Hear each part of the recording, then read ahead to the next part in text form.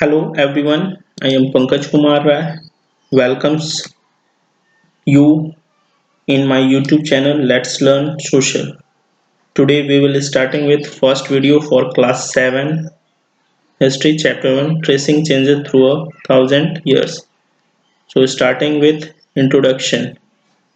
The period from the second half of 8th century up to the first half of 18th century is known as the medieval period of Indian history. 8वीं शताब्दी के उत्तरार्ध से 18वीं शताब्दी के पूर्वार्ध तक की अवधि को भारतीय इतिहास के मध्यकाल के रूप में जाना जाता है. The histories you will be studying this year are often described as medieval. इस साल आप जो इतिहास पढ़ेंगे उसे प्रायः मध्यकालीन इतिहास कहा जाता है.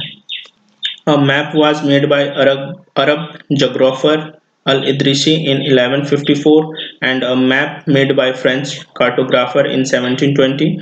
Both maps shows Indian subcontinent but both are quite different. एक मानचित्र 1154 में अरब भूगोलविद अल-इद्रिसी द्वारा बनाया गया था और एक मानचित्र 1720 में फ्रेंच मानचित्रकार द्वारा बनाया गया था. दोनों मानचित्र भारतीय उपमहाद्वीप को दर्शाता है लेकिन दोनों काफी अलग हैं. Science of cartography however extraordinary in two eras. हालांकि मानचित्र का विज्ञान दोनों युगों में असाधारण था. Cartographer a person who makes map. जो व्यक्ति मानचित्र या नक्शे बनाता है उसे कार्टोग्राफर कहते हैं. Next topic is new and old terminology. Historical record exist in variety of language. ऐतिहासिक अभिलेख विभिन्न भाषाओं में मौजूद हैं. The term Hindustan was used in 13th century by Minaza Siraj, a chronicler who wrote in Persian for areas around Punjab, Haryana and the land between Ganga and Yamuna. 13वीं शताब्दी में जब फारसी के इतिहासकार मिन्हाज सिराज ने हिंदुस्तान शब्द का प्रयोग किया था तो उनका आशय पंजाब, हरियाणा और गंगा यमुना के बीच में स्थित इलाके से था. Babur used Hindustan in early 16th century to describe the geography, flora, fauna and the culture of inhabitants of Indian subcontinents.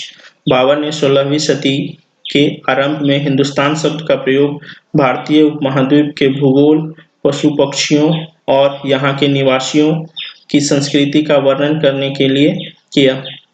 In 14th century, poet Amir Khusro used the word Hind. 14वीं शताब्दी में कवि अमीर खुसरो ने हिंद शब्द का इस्तेमाल किया था. The term foreigner. It is used today to mean someone who is not an Indian. In the medieval period, foreigner was any stranger who appeared, say, in a given village, someone who was not a part of that society or culture. In Hindi, the term Pardesi might be used to describe such a person, and in Persian, it was called Ajnabi. शब्द विदेशी. हमारे लिए आज इसका अर्थ होता है ऐसा व्यक्ति जो भारतीय न हो. मध्य युग में किसी गांव में आने वाला कोई भी अनजान व्यक्ति जो उस समाज या संस्कृति का अंग न हो विदेशी कहलाता था. ऐसे व्यक्ति को हिंदी में परदेशी और फारसी में अजनबी कहा जा सकता है. Next topic is historians and their sources. इतिहासकार और उनके स्रोत.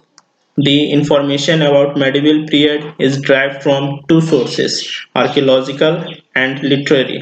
मध्य युग के बारे में जानकारी दो स्रोतों से ली गई है, पुरातात्विक और साहित्यिक. Archaeological sources available to us include monuments, temples, coins, tombs, ornaments and painting. हमारे लिए उपलब्ध पुरातात्विक स्रोतों में स्मारक, मंदिर, सिक्के, कब्र, आभूषण और पेंटिंग शामिल हैं. Literary source include a lot of written accounts in form of chronicles, autobiographies, farmans and account of foreign travelers is available. These are in Persian and Arabic. साहित्यिक स्रोत के रूप में बहुत सारे लिखित अकाउंट शामिल हैं. आत्मकथाएं, फरमान और विदेशी यात्रियों के यात्रा वृत्तांत ये फारसी और अरबी में उपलब्ध हैं. The 14th century chronicler Ziauddin Barni wrote his chronicle first in 1356 and another version 2 years later. 14वीं शताब्दी के इतिहासकार जियाउद्दीन बर्नी ने अपना वृत्तांत पहली बार 1356 में और दूसरी बार इसके 2 वर्ष बाद लिखा था. Archives, a place where documents and manuscripts are stored. ऐसा स्थान जहां दस्तावेजों और पांडुलिपियों को संग्रहित किया जाता है. Next topic is new social and political group, नए सामाजिक और राजनीतिक समूह. The study of thousand years between 700 to 1750 is a huge challenge to historians, largely because of the scale and variety of developments that occur over the period. सन 700 से 1750 के बीच हजार वर्षों का अध्ययन इतिहासकारों के आगे भारी चुनौती रखता है, मुख्य रूप से इसलिए कि इस पूरे काल में बड़े पैमाने पर और अनेक तरह के परिवर्तन हुए हैं. It was a period of great mobility. इस युग में लोगों की गतिशीलता, एक स्थान से दूसरे स्थान पर आना जाना भी बहुत बढ़ गया था. One group of people who became important in this period were the Rajputs, a name derived from Rajputra, the son of rulers. इस काल में जिन समुदायों का महत्व बढ़ा उनमें से एक समुदाय था राजपूत, जिसका नाम राजपुत्र अर्थात राजा के पुत्र से निकला. Other groups of people such as Marathas, Sikhs, Jats, Ahoms, Kayasth also used the opportunity of the age to become politically important. इस युग में राजनीतिक दृष्टि से महत्व हासिल करने के अवसरों का लाभ मराठा, सिख, जाट, अहोम और कायस्थ आदि समूहों ने भी उठाया.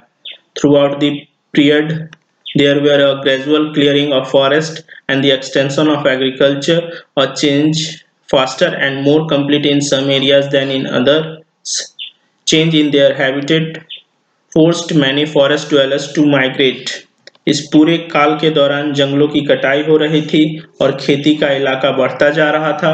कुछ क्षेत्रों में यह परिवर्तन अन्य क्षेत्रों की अपेक्षा अधिक तेजी और पूरे तौर पर हुआ. पर्यावास में परिवर्तन के कारण कई वनवासियों को मजबूर होकर अपना स्थान छोड़ना पड़ा.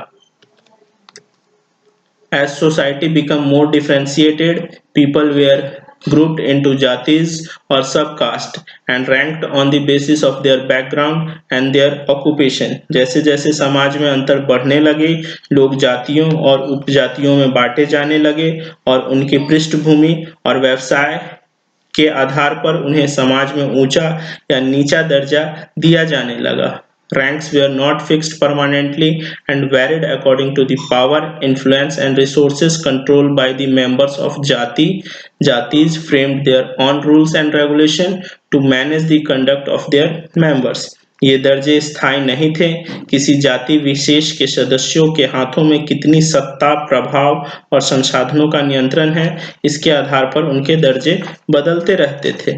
अपने सदस्यों के व्यवहार का नियंत्रण करने के लिए जातियां स्वयं अपने अपने नियम बनाती थी. Habitat refers to the environment of a region and the social economic lifestyle of its resident. इसका तात्पर्य किसी भी क्षेत्र में पर्यावरण और वहां के रहने वाले की सामाजिक और आर्थिक जीवन शैली से है. I hope all you liked this. Thank you very much.